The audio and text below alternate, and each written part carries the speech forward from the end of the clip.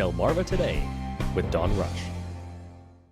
The Reverend Dr. Charles Albert Tindley is known as the grandfather of gospel, and the town of Berlin will be marking his contribution with a mural to be unveiled this Saturday. Welcome to Delmarva Today. This is Don Rush. Tindley was born around 1851 and would grow up in the small town of Berlin. His father was Charles Tindley, a slave, and his mother was Hester Miller Tindley, who was a free woman. Orphaned at an early age, he lost his mother, became separated from his father. He taught himself how to read and write, and that eventually led him to become not only a popular preacher, but also to produce some of gospel's most enduring hymns. Here's one such number, I'll Overcome Someday, which echoed the song that became the theme of the Civil Rights Movement many decades later. This rendition is sung by Caroline Disnew, with the arrangement and piano by Anastasia Victory. This world is one great battlefield with forces all arrayed. If in my heart I do not yield, I'll overcome someday. I'll overcome someday. I'll overcome someday. If in my heart I do not yield, I'll overcome someday. Some of the other songs include Stand By Me and We'll Understand It Better By and By. With us in the studio this morning is Lisa Challenger. She's the Executive Director of Beach to Bay Heritage Area, and welcome to the program. Thank you. Thank you, Don. Good to be here. So tell me then a little bit about how this project got started, and it's really been sort of in the making a very long process. Yeah, it's been in the making for over a year. We got into the mix just about a year ago.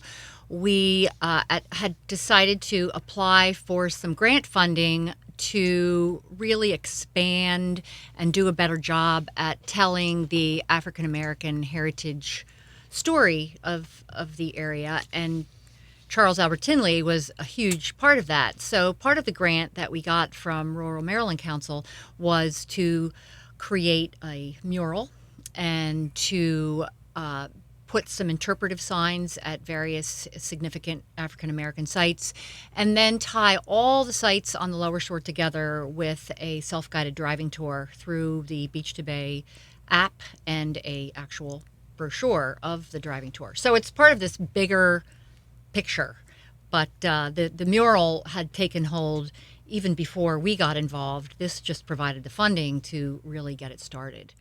So tell me then a little bit about the significance of Tindley, particularly to the town. Well, he's born in the Berlin area, in Germantown more specifically, and we never really celebrated or embraced that, but Philadelphia certainly did, and they have a monument, and the church there is named in his honor, the Tindley Temple. And so we just felt that it was long overdue to celebrate him as one of our native sons. So in terms of his songs, we just heard just one a moment ago. When you hear those songs, what does it communicate to you, and what do you think it communicates to the folks there in Berlin? Well, they're iconic songs, and his hymns are still sung. His Songs of Paradise is still in use in lots of the Methodist churches. So it's very stirring to hear those words and to hear as some of them were used during the civil rights protests. It's powerful music. It's very powerful. And to know that he's from right here on the Eastern Shore, when we got the approval to do the mural from the Historic District Commission, there were many of us there to support it, and we all cried. It was a very emotional moment. We all cried happy tears that it was happening. Now, one of the things that's has been observed about his songs is that they are songs that use not only musical but verbal language of the poor, of the average person. Did you get that sense about it?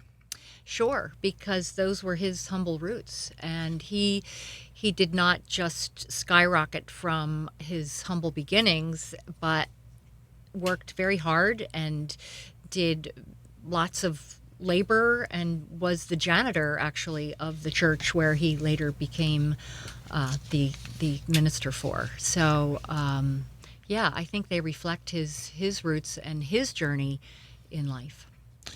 So in terms of the town itself, in celebrating this, what do you think it means for the town? I mean, it obviously has a rich African-American history, as we noted just a moment ago, but it seems to represent a lot more than that. And we're seeing, matter of fact, a number of murals celebrating African-American history here on the peninsula. Yes. So it's really been snowballing and becoming more and more and more of a really powerful, magical event. The Germantown community, there's so much momentum among that community. And the new exhibit at the Taylor House Museum, and now this mural, there's just a lot of energy and a feeling that the town, we are all one. It's not, the whites on this side and the blacks on that side. There's a feeling that, you know what, we all really feel like this is one community. And we're all celebrating this person regardless of his color, really. But it's just it's been a journey. We started speaking to an artist last August. So it has, but I said all good things like this need to take time and need to get buy-in from everyone, and we have to do it right. So it was very intentional to look for a black artist to do this project, and he's not going to let us down. It looks really fabulous. I was going to say, what does it look like at this point? It's not completed yet, but what sense do you get about it? Because, as a matter of fact, transforming from, I saw it certainly on Monday, which was sort of these broad outlines, but it's really sort of coming into shape by now. It's really coming into shape, and I haven't seen it this morning yet, but he had always anticipated that it would take him 3 to 4 days to finish. So today's day 3, so I think it's going to be close to finish by the end of the day. But the faces, it's just amazing to me how realistic he has gotten his face at that scale. It's just amazing. And I shared the mural as it was coming along yesterday with some of the committee and Tindley family members, and her response was, wow, just wow. It looks really fabulous. I hope everybody comes out to see it on Saturday. And I guess the governor's wife was there too. Yes, yes.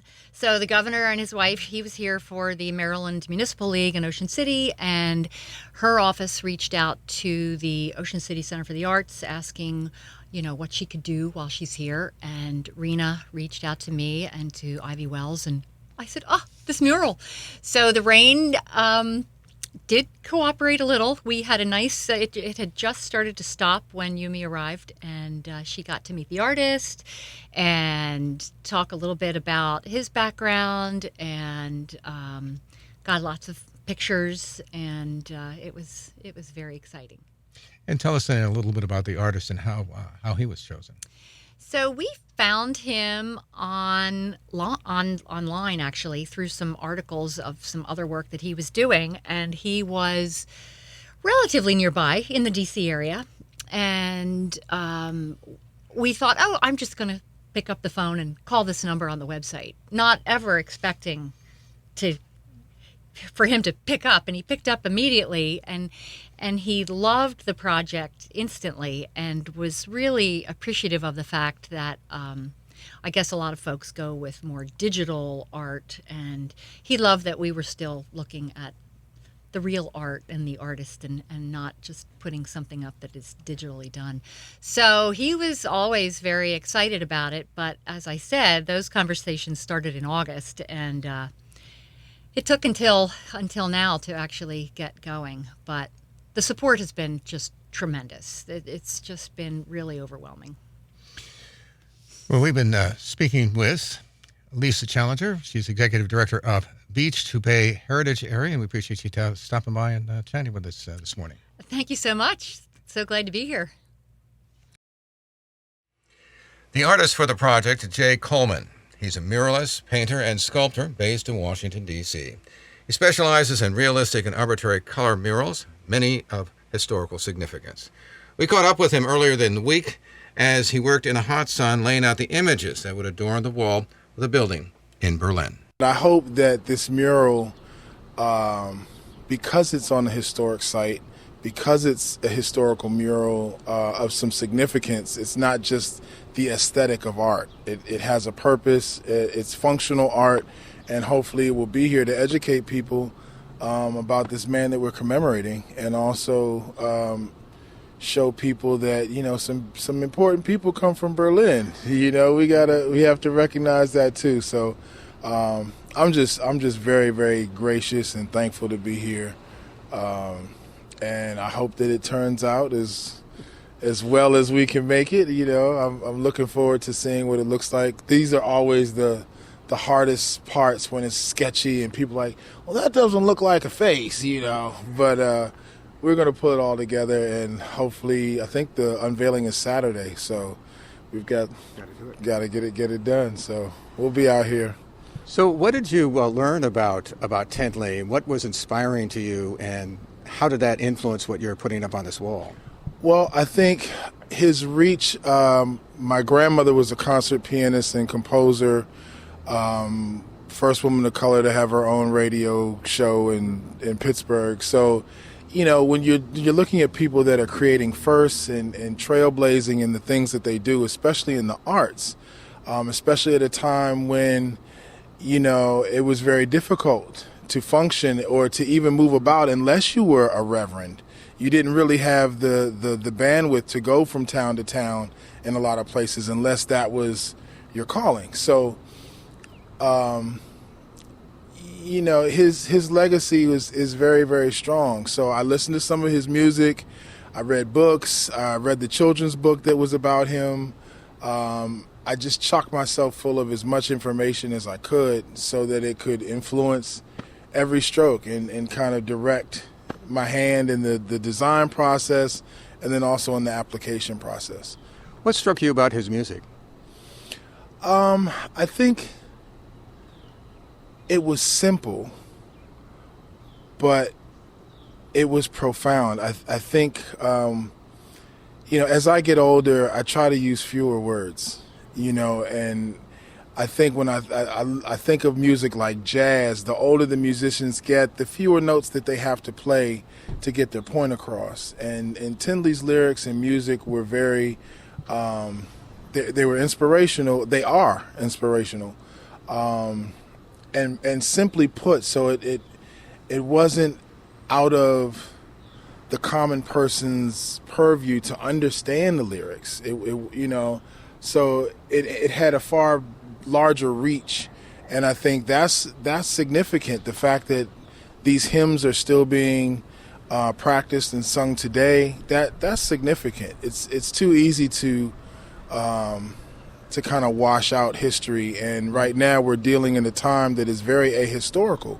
So for Berlin to invest in a mural like this, for people to want to resurrect this information where most people are just trying to forget the past, I think that's monumental, and I'm glad to be a part of it, you know. Was there any particular hymn that struck you, that struck a chord with you? I don't know. I think I focused on the more prominent ones because it was kind of hard to dig.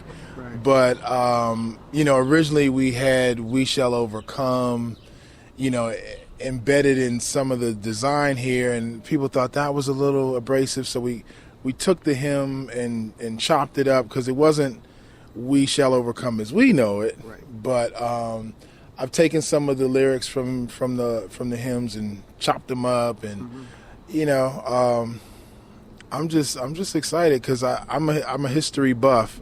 So whenever I learn something new or learn about someone new, it's just it's like getting a new toy. I enjoy it. So. So what is it then that this design going to look like as when you finally get it done? I can show it to you. But basically, it's I'm a portrait artist for the most part, so I wanted it to be portrait heavy. There are not a lot of images of this gentleman. So, and of course, the older the images get, the harder they get to decipher. So you have to use a little, little movie magic. But there's a large portrait of his face on the right side. There's a portrait of him sitting, kind of stoic. There is a hand that has an open Bible, or it's not very detailed, but you can tell what it is. We'll probably put some text in there about him, so people can read about it. Hopefully it won't be too high up and nobody will break their neck. And then in the central area, we have his original church. Originally we were just going to put the steeple, and I was like, that's going to be kind of weird. So, we expanded it. So we've got the front of the church, him kind of ghosted in these two spaces to anchor it. And it's mostly going to be black and white, or black and gray, or monotone rather, with some hints of color in his portrait. I typically do arbitrary color with very, very bright colors and paint it with a palette knife. And we agreed that it should be a little bit more subtle, so we took it down. We kept it pretty much black and white, but with some little hints of color in there, just to pull you in off the street towards the face. And I see we've done some major trimming of some trees over here, so you can actually see the mural. So I'm really flattered to see that. But I'm excited to see what it turns out, how it turns out. I think, even though we do this design process, I've done numerous murals. Everyone is an exploration. Everyone is a discovery. Sometimes you have to shift things a little bit once you actually get on the wall. Finally, there are a number of murals that are being put up now. We obviously have Harriet Tubman, for example, and others as well, particularly marking and celebrating African-American history on the peninsula itself. What's your impression about what's going on here? Because it does seem to be a certain, at least coming to the fore, of people recognizing in mural form this history. Well, I think the perception of murals changes based on the demographic. Some people think that murals are defacement of property. They lower the property value, but they also raise the social value of the area. So, once you get past some of those things, just the fact that someone is taking the time to commemorate not just African Americans, but anyone, and especially African Americans, as an African American artist, it's a joy to see. It's a joy to be a part of. And I think when we talk about history, it shouldn't be segmented. It's history. So regardless of what player you're talking about, if you're talking about African American history, it's still American history. So it should be included. It should be celebrated. And I think people having a wider scope of their community members allows more conversation, allows more congruent living. We have so many people, all these things going on today with people shootings, mass shootings and all kinds of things that are really stemming from a lack of communication. And everyone is not going to get along, but I think the more we know about ourselves, the more then we're able to love others. And once we do that, then we can function amongst each other. There's no fear, there's education. So I think as much as we learn about colonists and different people who come to this country in various ways, there are indigenous populations that are here, that have been here, that have set the foundation for many of the things that were given accolades and not given in the proper place. You know, a lot of the inventions were made by people who were enslaved because they were doing the work. So, but they didn't always get the patent. So I think, you know, things like murals that are big, they are public. My background is in education. So when you're an educator of any kind, you don't always see the fruits of your labor. It's not, you don't get instant gratification. You may see a student 10, 20 years down the line and say, oh, hey, Mr. Coleman, I remember you taught me this. Public art has the ability to do that. I won't ever know how many people see this. You know, now we have social media. Someone may tag me on Instagram. But you never know the impact that you're having when you create public art, especially when you're creating public art that educates. So it's like planting a flower. It's like growing some food for someone that's sustainable. And history is just that. So, you know, I'm excited to see, you know, how it transforms the community, how it informs the community, and aesthetically, I also want it to be nice. You know, no, I'm very excited. I haven't done a black and white mural in a while, but the ones that I've done have all been historical. Artist Jay Coleman, who is based in Washington, D.C. We now turn to a local historian, Dr. Clara Small. With some 40 years as a professor at Salisbury University, she's become a leading scholar and historian on African-American history here on the Eastern Shore, and welcome to the program. Thank you. So, turning to Charles Tindley, give us some sense about who he was and the kind of background that he grew up in that would lead him to eventually, particularly, write all these great gospel songs. Well, he was born in 1851, as far as we know, but there's a bit of controversy about when he was born, 1851, 1855, or 1859. But he was born to a free woman and a slave man. And that's a bit of controversy as well. His father was Charles Tindley, and his mother was Esther Miller Tindley. And he was born just outside of Berlin. His mother died when he was quite young, so he was raised by his mother's relatives. And when he was about 5 or 7 years old, he was old enough to work, so his father apprenticed him. He went to live with his father. His father apprenticed him, and he did odd jobs. But he wanted to learn to read and write, and it was against the law during that time, even though he was considered to be free because the status of the mother determined the status of the child. So he was trying to learn to read and write. But there's still a controversy about that because even his son, when his son wrote about him later, he said that his father was a slave. So there's still some controversy about his upbringing and whether he was his status, whether he was a slave or free. So he wanted to learn to read and write. Well, he worked different jobs, and his aunt worked in the home of the Taylor family, and he was supposed to have been taught by a member of the Taylor family who started the bank down in Berlin. Okay, so he picked up pieces of paper along the road, and he began to learn the alphabet. He was being also taught, but basically he was self-taught. But he desired education more than anything else.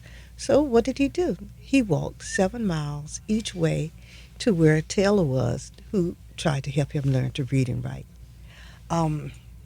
After about 14 years of age, he was basically free because slavery basically ended. So there's still that controversy whether we're slave or free. He went to Philadelphia.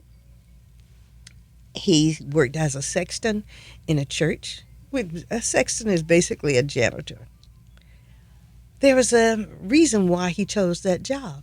It gave him access to ministers' library, and that helped him to learn to read and write as well. He took home courses. He took correspondence courses. He took Hebrew. He took Greek. His goal was to become a minister, and eventually, that's what happened. But it wasn't easy.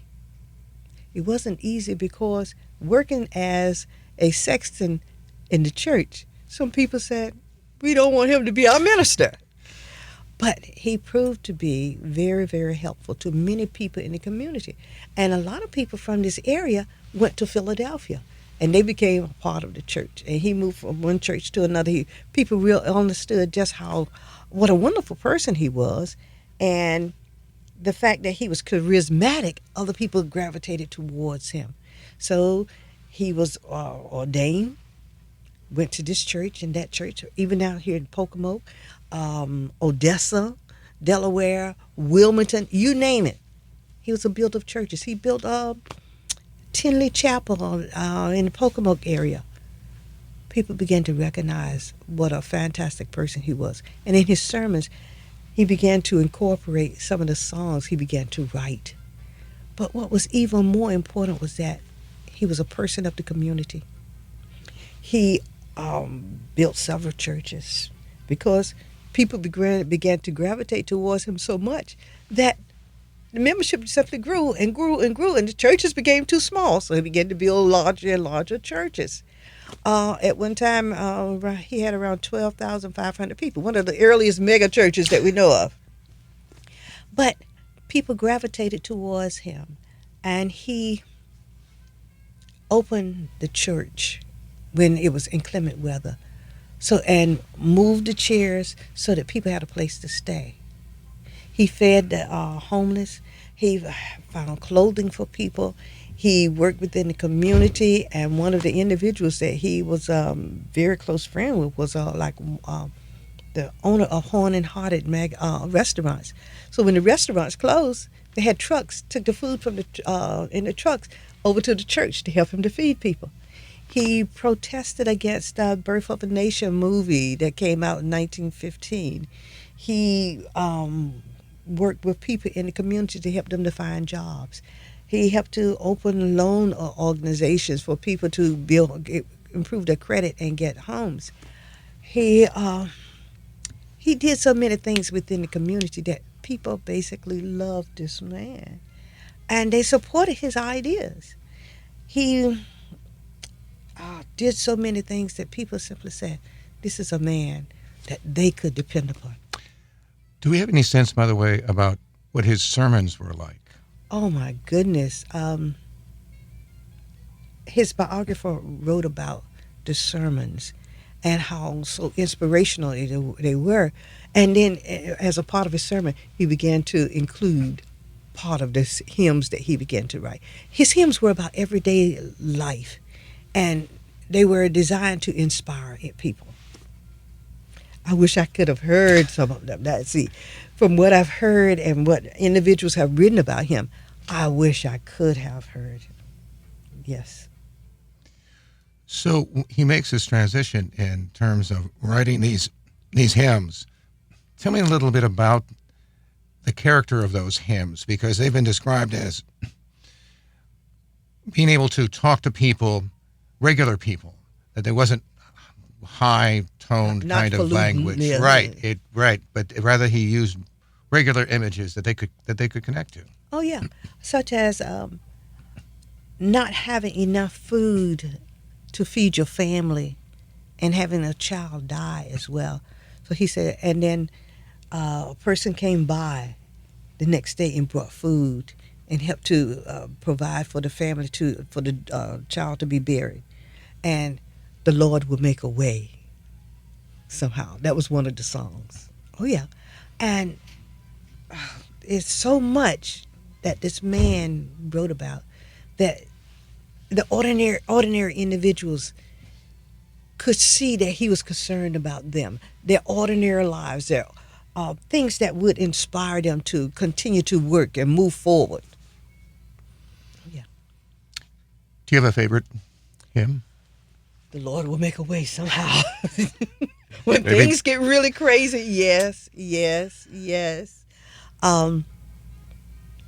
And one of the hymns that was adopted by the civil rights movement will overcome.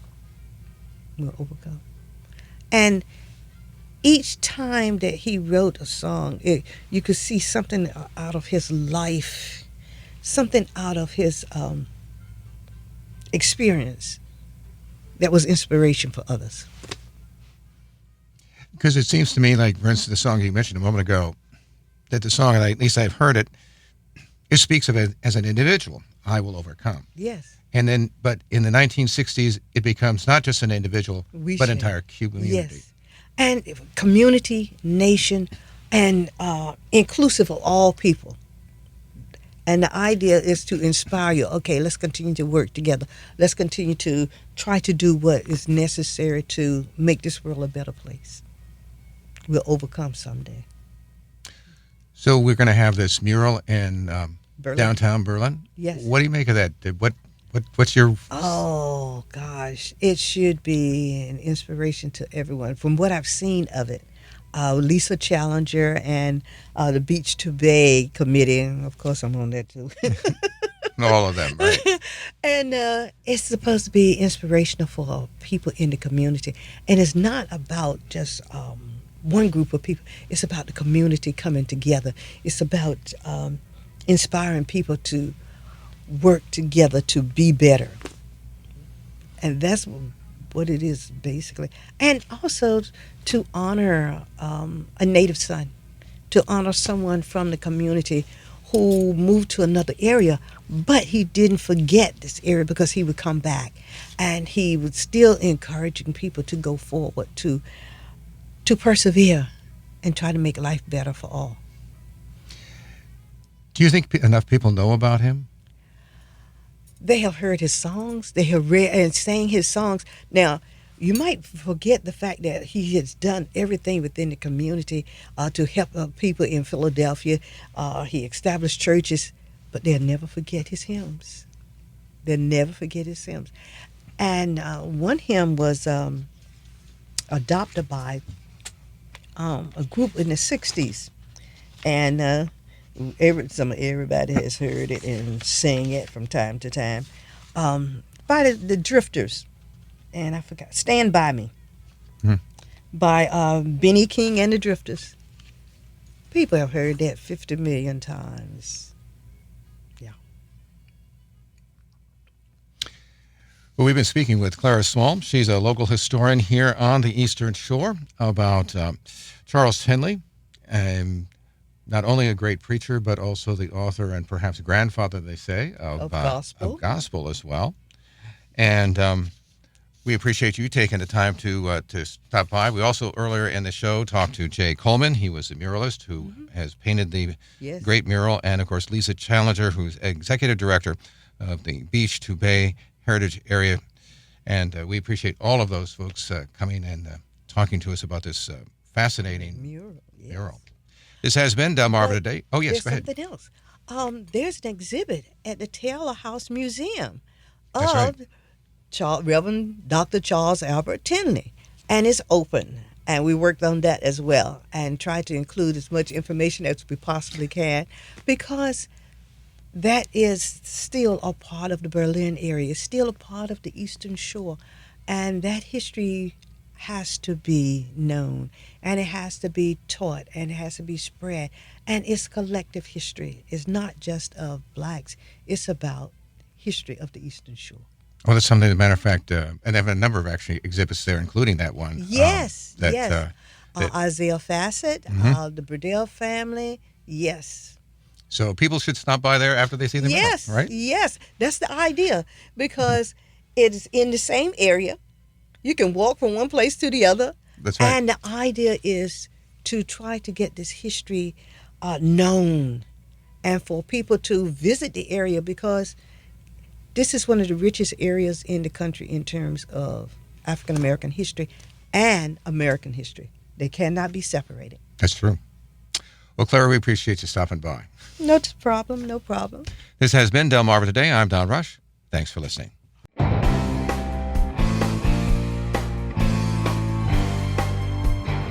Delmarva Today with Don Rush.